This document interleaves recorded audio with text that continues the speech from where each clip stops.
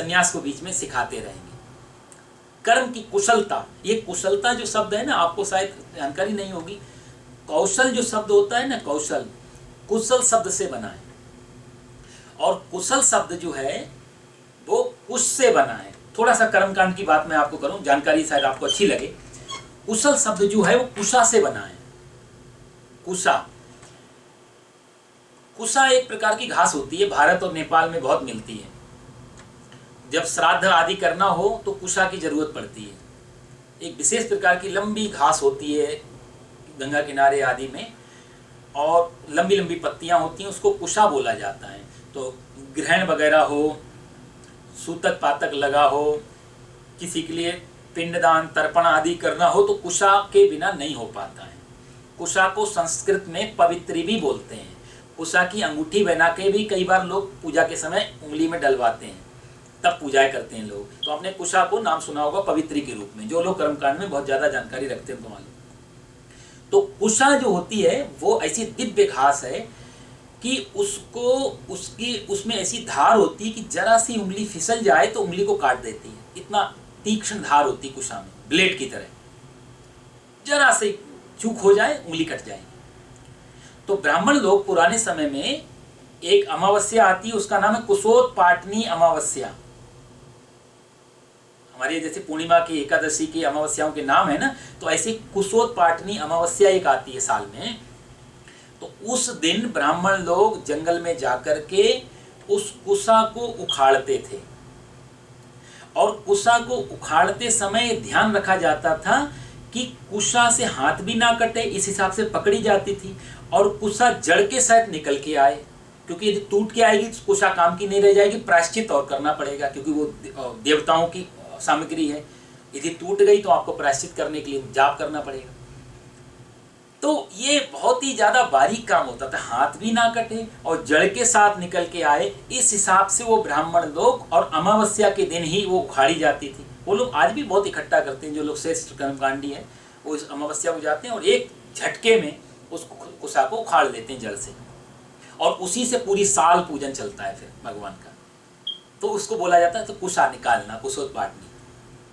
तो जैसे ब्राह्मण बड़ी कुशलता से उस तरीके से उस कुशा को निकालता है कि हाथ भी कटे नहीं और जड़ के साथ निकले, उसी कुशा से ये शब्द बना है कुशल, कौशल, जिसको भगवान कह रहे हैं अर्जुन से, योगः कर्मसु कौशलम। अर्जुन, कर्म की इस हिसाब से तू कुशलता पूर्वक करे कि तू भी बचा रहे और कर्म भी हो जाए। ये कर्म की कुशलता है। तो भगवान कहते तयोस्तु कर्म संन्यासात् कर्म योगो विशिष्यते। अर्जुन, कर्म योग ज्यादा श्रेष्ठ है सन्यासी से। कर्म की विशेषता में यही है कि तू कर्म फल को त्याग दे, कर्म फल की आशा मत कर। देखो, एक सन्यासी किसी व्यापारी के पास आया दुकान पे, तो सन्यासी व्यापारी से बोला कुछ दिन आपके साथ रहना चाहते, बोला साहब रह लो। वहीं घर में रहने लगा सन्यासी। तो सत्संग भी होता था बीच बीच में। तो एक दिन जब काफ़ी समय हो गया, सन्यासी ने धीरे धीरे उस व्यापारी की सारी जो ट्रिक थी ना पकड़ ली, कैसे कपट करता है, कहाँ से कम तोलता है, कहाँ से पैसा कमाता है, कहाँ डंडी मारता है, कैसे टैक्स बचाता है, सारी चीज़ें पकड़ ली थी। तो सन्यासी ने वो व्यापारी से कहा कि देखो, मुझे अगले साल वृंदावन जाना है, तीर्थ यात्राओं पे जा रहा हूँ मैं, तो अगले महीने साल पूरी होने वाली, अगले महीने जा। तो व्यापारी ने कहा कि प्रभु, आपके साथ रहते रहते मुझे भी थोड़ा मन में आता धर्म कर्म करना चाहिए, तो मैं भी आपके साथ तीर्थ यात्रा पे चलूँ? बोला हाँ बिल्कुल चल सकते हो। तो तैयारी क्या करनी पड़ेगी? तो सन्यासी बोला तैयारी हम करवा देंगे, तो जो हम जैसा कहें वैसे ध्यान रखना, बस तैयारी हम करवा देंगे, चिंता मत करो। सन्यासी बोला, वो व्यापारी बोला ठीक है। अब सन्यासी दुकान पे बैठ जाता था, व्यापारी अपने दुकान पे आया और देखा कि ग्राहक का ज़्यादा ध्यान नहीं, थोड़ा कम तोल दूं। तो जैसे ही कम तोलने को होता था तो सन्यासी बोलता था, सेठ जी तीर्थ यात्रा पे जाना है। तो जैसे ही सुनता फिर घबरा जाता था बेचारा, फिर पूरा तोलने लगता। कभी किसी का कुछ और टैक्स बचाना है, कुछ और गड़बड़ करना है, तो सन्यासी बार बार बोलता, सेठ जी तीर्थ यात्रा पे जाना है। वो तीर्थ यात्रा पे जाना है, तीर्थ यात्रा पे ऐसा कर दिया कि सेठ बेचारा गलत कुछ कर ही नहीं पाया, कर्म करता रहा लेकिन गलत नहीं कर पाया। 2 महीने पूरे हुए, सन्यासी बोला तीर्थ यात्रा पे चलना है, सेठ बोला अब तो मेरा यही तीर्थ हो गया महाराज, यही तो जाके तीर्थ यात्रा में करना था, ये आपने तो घर को तीर्थ बना दिया। भगवान कहते हैं इसलिए कर्म योगो विशिष्यते, कर्म की कुशलता है, कर्म योग ज्यादा श्रेष्ठ है कर्म संन्यास से। अर्जुन, इसी अध्याय में भगवान आगे की लाइनों में कहेंगे श्लोक इतने दिव्य हैं कि आगे जाने का मन नहीं करता, लेकिन थोड़ा सा संपर्क उसको बढ़ाना पड़ता है। तीसरे श्लोक में भगवान कहते हैं अर्जुन से, गेयः सा नित्य सन्यासी यो न द्वेष्टि न कांक्षति निर्द्वंद्वो ही महाबाहो सुखम बंधात् प्रमुच्यते। हे महाबाहो, हे अर्जुन, गेय सा नित्य सन्यासी, जो मनुष्य उसको तू गेया मतलब उसको तू ऐसा जान, ऐसा मान। किसको? बोले न द्वेष्टि न कांक्षति, ना तो जो ईर्ष्या कर रहा है और ना ही कांक्षति, ना कोई आकांक्षा, ना कोई इच्छा कर रहा है, उसको तू सदा नित्य सन्यासी जान। इस सन्यासी के भगवान लक्षण दे रहे हैं। अर्जुन के मन में तो आएगा क्षत्रिय जीत भी मिले, राज्य भी मिले। भगवान कहते हैं नहीं नहीं नहीं, वहां कोई भी आकांक्षा, शांति की भी आकांक्षा नहीं है। तो जिसके मन में ना तो द्वेष है और ना कोई आकांक्षा है, उसको तो सा नित्य सन्यासी, उसको तो नित्य सन्यासी गेय समझने योग्य है। क्योंकि निर्द्वंद्वः सुखम बंधात् प्रमुच्यते, क्योंकि निर्द्वंद, जो द्वंद से, ड्युअलिटी से, डिलेमा से जो निकल गया, बाहर हो गया, वो व्यक्ति सुखपूर्वक संसार बंधन से प्रमुच्यते, संसार बंधन से मुक्त हो जाता है, उससे छूट जाता है अर्जुन से। और इसी चीज को भगवान चौथे श्लोक में भी कहते हैं। ये 3 श्लोक एक ही क्रम के हैं। सांख्य योगौ पृथग्बालाः प्रवदन्ति न पंडिताः एकमप्यास्थिता सम्य उभयोर विन्दते फलम। सांख्य योगौ पृथग्बाला, जो लोग सांख्य योग को और कर्म योग को, दोनों योग को, क्योंकि अर्जुन को लग रहा था संन्यास, कर्म संन्यास अच्छा है, तो भगवान ने तुरंत यहाँ बताया कि जो लोग सांख्य योग पृथग्बाला, सांख्य को कर्म को दोनों को जो अलग अलग मानते हैं या छोटा बड़ा मानते हैं, पृथक बाला, वो कैसे हैं? बच्चे के समान है, वो ज्यादा समझ नहीं है उनके अंदर। और पृथक बाला प्रवदंती न पंडिता, उनको हम पंडित भी नहीं कहते, पंडित जन ऐसा नहीं कहते कि दोनों अलग अलग हैं। इसलिए एकम अपि सम्यक, एक अच्छी तरह से स्थित दोनों के फलस्वरूप परमात्मा को प्राप्त कर लेता है। भगवान इस श्लोक में कहना चाहते हैं अर्जुन, कर्म योग तो अच्छा है ही, लेकिन इसमें जो कहा कि सन्यासी की भी लक्षण दे दिए, सन्यासी कैसा है, और दोनों में भगवान ने ये भी बता दिया चौथे श्लोक में कि दोनों में कोई अंतर भी नहीं है अर्जुन, दोनों एक ही हैं। कैसे एक ही हैं वो भगवान आगे बताएंगे, लेकिन इसके माध्यम से भगवान ने यहाँ सिद्ध कर दिया कि दोनों में कोई अंतर नहीं है। दूसरे श्लोक में लग रहा था सन्यासी से बड़ा ग्रस्त, यहाँ भगवान ने दोनों को श्रेष्ठ समान बता दिया कि अर्जुन, दोनों को जो अलग अलग छोटा बड़ा समझता है वो सन्यासी के, वो ज्ञानी नहीं है, वो बालक है। दोनों के रास्ते अलग अलग हैं। भाई सन्यास का रास्ता अलग है, गृहस्थ का, कर्मयोग का रास्ता अलग है। कर्म के लिए हमें जैसे आप लोग देखते हो ना, एक बड़े शहर में जाने के 2 रास्ते होते हैं, एक बाईपास का रास्ता और एक शहर के अंदर का रास्ता। अंदर जाएंगे भीड़ भाड़ ज़्यादा मिलेगी, बाईपास मिल गया बाहर से, हाईवे मिल गया तो भीड़ भाड़ का मैदान, लेकिन पहुंचना एक ही जगह है। तो जो ग्रस्त मार्ग है, कर्मयोग का मार्ग है, वो शहर के बीच से जाने का रास्ता है। उलझन मिलेगी, टकराव मिलेंगे, भीड़ मिलेगी, ट्रैफिक मिलेगा, बच के हमको मंजिल तक पहुंच लेना, रुकना नहीं है। मंजिल को टारगेट, लक्ष्य मंजिल है, तो कितनी भीड़ हो, कितना ही ट्रैफिक हो, कितना ही स्टॉप हो, साइन हो, पर हम कहीं रुक नहीं जाते। हमारे अंदर ये नहीं आता कि इतने स्टॉप साइन हो गए शायद मंजिल नहीं पहुंच पाएंगे, ऐसा नहीं सोचते। 1000 भी हो फिर भी निकल। भाई कर्म संन्यास का मतलब है कि बाहर से निकल गए, झंझटों से मुक्त हो गए। दोनों रास्ते एक ही जगह पहुंचाते हैं साहब। आप देखो भारत में, आप कलकत्ता से आओ अमेरिका, कलकत्ता भारत के पूरब में है, पूरब से पूरब की तरफ चलेंगे तो भी अमेरिका मिल जाएगा, कलकत्ता से चले पूरब की तरफ तो भी अमेरिका मिल जाएगा। बम्बई से पश्चिम है, बम्बई पश्चिम में, वेस्ट में, पश्चिम से पश्चिम चलेंगे तो भी अमेरिका मिल जाएगा। लेकिन अज्ञानी व्यक्ति कहेगा एक कलकत्ता से उड़ रहा है और एक बंबई से उड़ रहा है, दोनों दिशाएं पूरब पश्चिम के साथ कैसे मिल सकती? ये अंतर अज्ञानी के मन में आ सकता है। बंबई से उड़ो चाहे कलकत्ता से उड़ो, पूरब हो या पश्चिम हो, दोनों में उड़ गए और चलते रहे तो एक ना एक दिन अमेरिका जरूर पहुंच जाएंगे। हाँ, अंतर इतना है, कोई पैसिफिक के रास्ते पहुंचेगा, कोई अटलांटिक के रास्ते पहुंचेगा, पहुंचेंगे अमेरिका में ही। भगवान दोनों की बात कर रहे हैं कि अर्जुन, दोनों रास्ते एक ही जगह ले जाते हैं। इन दोनों को जो अलग अलग समझ के चलता है अर्जुन, वो व्यक्ति अज्ञानी है, बाला, बालक है। अच्छा देखो, बाला कहने का अर्थ भी, कहीं बड़े आदमी बोलो आप तो बच्चे हो, बिल्कुल ये उसकी इंसल्ट है। बच्चे को बच्चा कहना उसका तारीफ है, लेकिन बड़े को बच्चा कहना उसकी इंसल्ट है। भगवान कहीं ना कहीं देखो, छोटे बच्चों को थप्पड़ से मारा जाता है, बड़े लोगों को बातों से मारा जाता है, कहीं लात कहीं बात, ये दोनों की अपनी अपनी वो होते हैं। तो बच्चों को थोड़ा सा डांट डपट दिया, दूसरी बात, अब तो यहाँ खैर हाथ उठाने का परंपरा नहीं है, तो अलग अलग चीज़ है। लेकिन बड़े लोग तो, और जो बात से नहीं मरा बड़ा व्यक्ति, वो लात से भी फिर कभी नहीं मरता, वो बेशर्म हो जाता है। कोई अदालत चोर को चोरी से मुक्त नहीं कर पाई आज तक, कोई भी अदालत चोर को चोरी से मुक्त नहीं है। हाँ, उसके कर्म से मुक्त कर पाती है। यदि वो जेल में नहीं डालती तो ज़्यादा चोरी करता, तो उतना कर्म से मुक्त कर लिया उसने। ये बड़ा माइक्रो लेवल का अंतर है। वो जो समय में जो 6 महीने जेल में रहा, उतने समय में जितनी चोरियां करती, उतने कर्म से अदालत ने बचा लिया जेल में डाल के। लेकिन चोरी तो नहीं गई, और चोर भी अंदर बैठ के यही झगड़ा करते। एक चोर दूसरे चोर से यही कहता है, भाई तुम कैसे पकड़े गए, कहाँ गलती की। कोई नहीं कहता चोरी क्यों की, गलती कहाँ हो गई, पकड़े क्यों गए। चोर को भी लगता है पकड़े गए इसलिए, लेकिन कर्म तो हमारा बुरा नहीं है, गलत तरीके से कर लिया है, कुशलता नहीं आई है। योगा कर्मसु कौशल, भगवान ने इतनी बार कहा है, कर्मों की कुशलता नहीं आई हमको, अगली बार ढंग से चोरी की जाएगी, बस पकड़े पर। इस दुनिया में चोर वही है जो पकड़ा जाए, बाकी सब साहूकार है सब। तो इसलिए कोई भी अदालत कभी भी चोर को चोरी से मुक्त नहीं कर पाती। ये गीता की अद्भुत चीज है। यहाँ भगवान बात ही नहीं कर रहे हैं, यहाँ चोरी ही हटाने की कोशिश की जा रही है, यहाँ कर्तापन का अहंकार ही खत्म करने की कोशिश की जा रही है।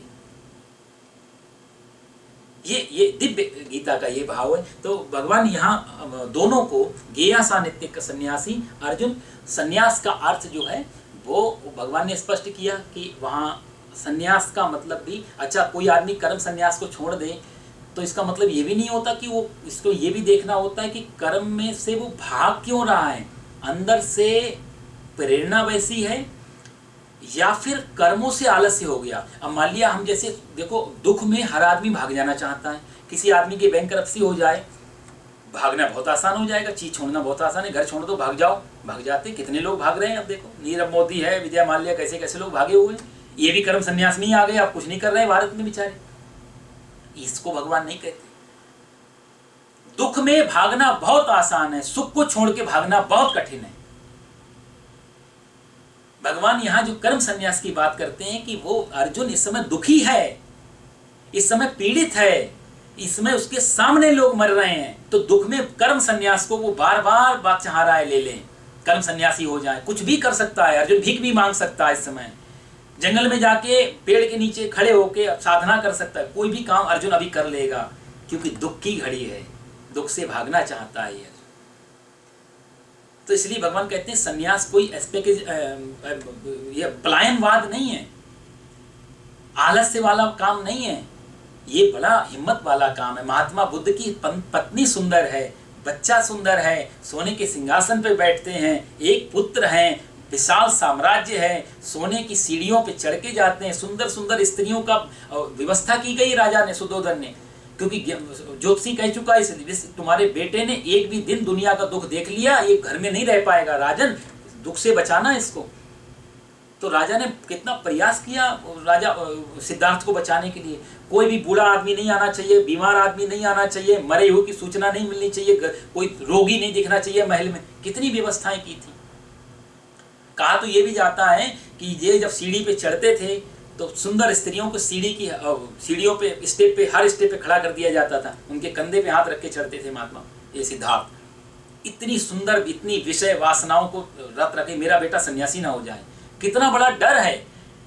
कोई माँ बाप ये नहीं कह सोचता कि मेरा बेटा चोर ना हो जाए चलेगा, डाकू बदमाश ना हो जाए चलेगा, कोई भी गलत काम कर दे चलेगा, सन्यासी ना हो जाए, बाबा जी ना बन जाए, इसकी चिंता बड़ी होती थी पहले। बाबा जी ना बन जाए, फ्रॉड बन जाए तो ठीक है, बाबा ना हो जाए। महात्मा बुद्ध के पिता को यही चिंता थी। और जब बुद्ध ने देखा, आप सब लोग जानते हैं कहानी, बच्चा देखा, बड़ा देखा, बूढ़ा देखा और मरा हुआ अर्थी देखी, वापस घर को नहीं आए। सारथी ने पूछा चलो महल, बोला ये महल तो, ये तो टेम्परेरी महल है, मैं परमानेंट महल खोजने जा रहा हूं। तो आलस्य नहीं था, कोई कारण नहीं था, वो दुख को देख लिया कि ये दुख, ये सुख है ही नहीं, ये सुख का धोखा है महल, आज नहीं कल दुखी होना पड़ेगा। जिस दिन ये महल भी रहेगा, घोड़े भी रहेंगे, पत्नी भी रहेगी, बच्चा भी, लेकिन शरीर में कुछ दम नहीं रहेगी, फिर क्या करूंगा सुख लेकर के। शुगर का पेशेंट और मिठाई की दुकान पे बिठा दिया जाओ तो क्या हालत होती बेचारे की, और मीठा खाने का शौकीन हो तो क्या हालत हो। वही हालत हम लोगों की दुनिया में रहती है। तो अर्जुन से भगवान कहते हैं कर्म संन्यास जो है वो पलायनवाद नहीं है, इसलिए कर्म योग बहुत अच्छा है। निष्काम कर्म तो कर। अच्छा, ये शब्द कर्म योग का जो है ये व्याख्या आपको सिर्फ गीता में मिलेगी। ये भी गीता की बड़ी विशेषता है, ये सिर्फ गीता के अलावा कहीं नहीं मिलेगी। क्योंकि पूरा का पूरा मनोविज्ञान जो साइकोलॉजी है, पूरी वेस्टर्न साइकोलॉजी नहीं, इवन कहीं मिडिल ईस्ट में या जहां जहां मनोवैज्ञानिक हुए बड़े बड़े, इमैनुअल कांट इतना बड़ा विचारक, उसने भी यही कहा कि बिना कारण के कार्य हो कैसे सकता है।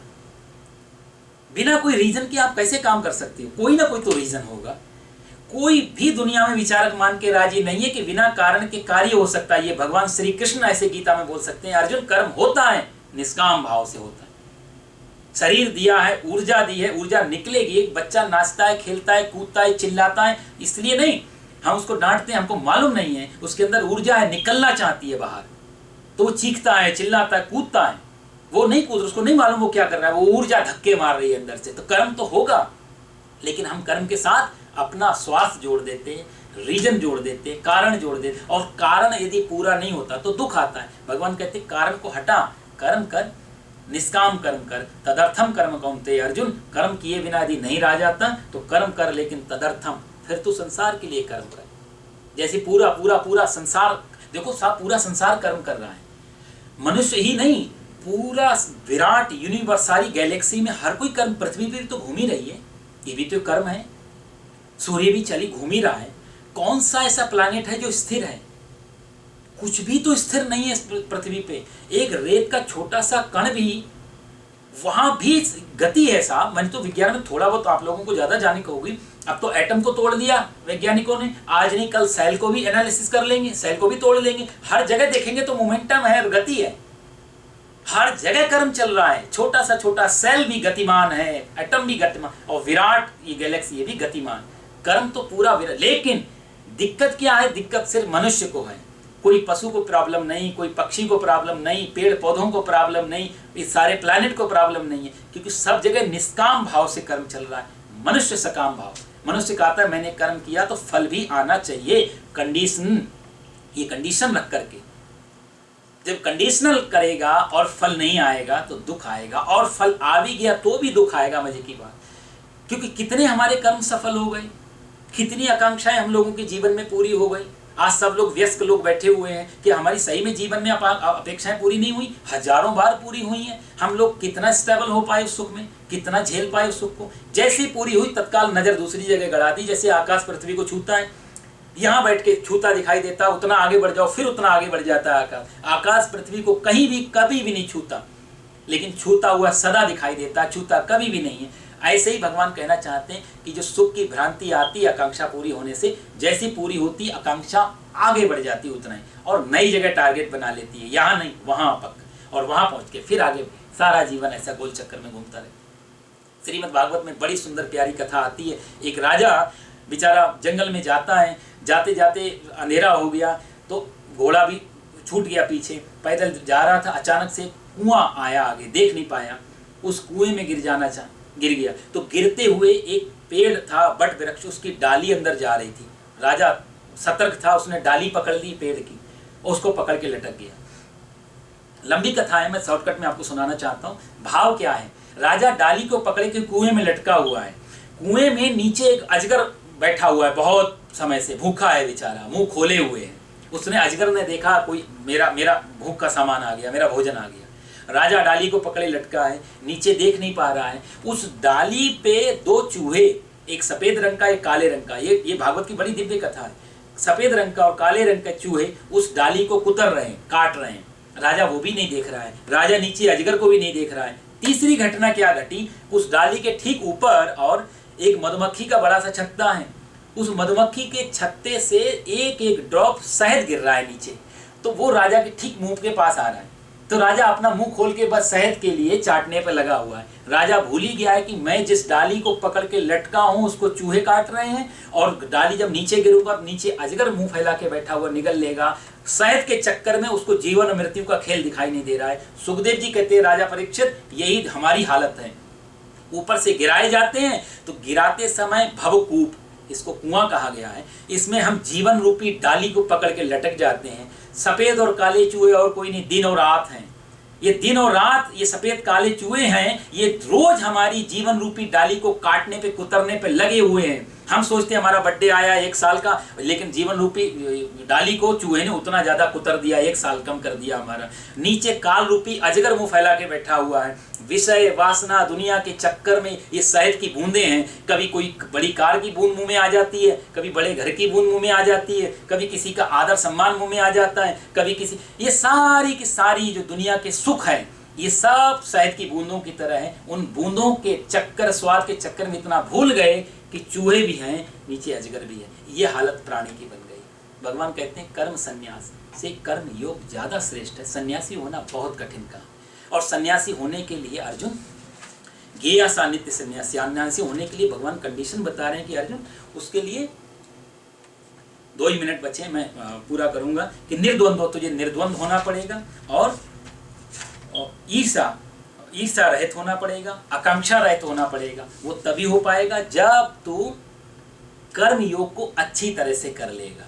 आएगा तेरे जीवन में भी सन्यास, लेकिन पहला पायदान कर्म योग से होकर के जाएगा। तो यही चीजें भगवान ने अगले 2 श्लोकों में और कही है। मैं थोड़ा इस कड़ी को पूरा कर लूँ 1-2 मिनट में, फिर हम अगली बार भी थोड़ी चर्चा कर लेंगे इन श्लोकों पे। भगवान कहते हैं संन्यासस्तु महाबाहो दुख माप्तु योगतः योग युक्तो मुनिर ब्रह्मा न चिरेणाधिगच्छति। परंतु हे अर्जुन, कर्मयोग के बिना सांख्य योग सिद्ध होना कठिन है। देखो वही बात भगवान कहते हैं कि कर्मयोग पहली अवस्था है, उसके बिना सांख्य योग कठिन है। सीधा सन्यासी में चले जाओगे धोखे में पड़ जाओगे। रावण भी सन्यासी बन के आया था, सन्यासी नहीं था, मोटिव था सीता मैया को चुरा ले जाना। तो इसलिए सांख्य योग इतना सरल नहीं अर्जुन की तो सीधा रथ से उतरा, जंगल में गया, सांख्य योगी बन गया। बहुत कुछ करना पड़ेगा। इसलिए तू कर्म योग ये है तो संन्यासस्तु महाबाहो दुख माप्तुम योग। तू डायरेक्ट सन्यास में जाएगा ना अर्जुन, बहुत दुखी हो जाएगा, बहुत, क्योंकि जंगल में जाके कि तुझे बार बार याद आएगी मैं भागा तो नहीं, मुझे कोई कुछ मेरे क्षत्रियपन को कोई गालियां तो नहीं दे रहे हैं, मेरे को चिढ़ा तो नहीं रहे, तेरा मन इसी में फंसा रहेगा। इसलिए योग युक्तो मुनिर ब्रह्म, इसलिए तू मननशील होकर के कर्म योगी सीख ही ब्रह्म को प्राप्त हो जाता है। तू भी उस ब्रह्म को प्राप्त कर लेगा, उस शांति को प्राप्त कर लेगा अर्जुन, यदि तू कर्म योग के मार्ग से आगे बढ़ेगा बजाय संन्यास योग। तो भगवान सावधान करते हैं बार बार, क्योंकि अर्जुन स्पष्ट तो नहीं बोल पाया, अर्जुन ने संकेत ही किया, लेकिन भगवान उसके चेहरे को पढ़ रहे, इसलिए भगवान ये 6ठे श्लोक में भी यही कहते हैं। और 7वें श्लोक में भगवान कहते हैं योग युक्तो शुद्धात्मा विजितात्मा जितेंद्रियः सर्वभूतात्म भूतात्मा कुर्वन्नपि न लिप्यते। जिसकी इंद्रियां अपने बस में है, अंतःकरण निर्मल है, शरीर बस में है, संपूर्ण प्राणी कि आत्मा ही जिसकी आत्मा है, जो सबको अपना मान के चलता है अर्जुन। कर्म योगी योग युक्तो कुर्मन अपि न लिप्यते, ऐसा कर्म योगी लिप्यमान नहीं होता अर्जुन। कर्म योग से तू आगे बढ़, सब में समान भाव रख। कोई शत्रु बन के आया तो शत्रु भाव से उससे व्यवहार कर। भगवान समान भाव का ये भी नहीं कह रहे कि समान भाव से तू प्रणाम कर ले, नहीं। समान भाव का अर्थ भगवान अर्जुन को ले रहे हैं कि क्षत्रिय का समान भाव है कि सामने शत्रु है तो शत्रु की तरह व्यवहार करे, फिर दया नहीं। और जब कोई दया का पात्र आए तो दया का पात्र बन, फिर वहां निर्मल बन जाए, कोमल बन जाए। जैसा सामने हो व्यवहार वैसा समान व्यवहार करे, ये क्षत्रिय का परम। क्योंकि मैं पहले भी बताया क्षत्रिय को दया सिखा दी गई और बॉर्डर पे जाके वो कहे वेलकम, तो फिर खतरा है देशवासियों के लिए। तो क्षत्रिय के लिए है कि उसमें समान व्यवहार, मतलब सामने शत्रु की तरह बात करोगे तो हमारे जैसे प्रधानमंत्री जी कहते हैं कि नाक झुका के बात करेंगे, नाक उठा के बात करेंगे, आंखों में आंखें डाल के बात करेंगे, क्षत्रिय की भाषा है। भगवान वही बात कहना चाहते हैं कि अर्जुन इस हिसाब से तो व्यवहार से रहेगा तो तुझे शांति भी मिलेगी, सुख भी मिलेगा, यश भी मिलेगा, कीर्ति भी मिलेगी, और ब्रह्म निर्वाण विच्छति, तुझे ब्रह्म की उस परम अवस्था की प्राप्ति हो जाएगी जिसके लिए तू भागना चाह रहा है, कि कर्म सन्यासी जिसको प्राप्त करता है। तो बड़े दिव्य श्लोक हैं। अगली बार हम थोड़ा सा इस पर और चर्चा कर लेंगे, समय हमारा आगे बढ़ गया काफ़ी। इसलिए अगले रविवार को हम लोग चर्चा करेंगे। ओम पूर्णमदः पूर्णमिदं पूर्णात् पूर्णमुदच्यते पूर्णस्य पूर्णमादाय पूर्णमेवावशिष्यते। सर्वे भवन्तु सुखिनः, सर्वे सन्तु निरामयाः, सर्वे भद्राणि पश्यन्तु, मा कश्चित् दुःखभाग् भवेत्। ओम शांति शांति सुशांतिर्भवतु। बोलो सच्चिदानंद भगवान की जय। गीता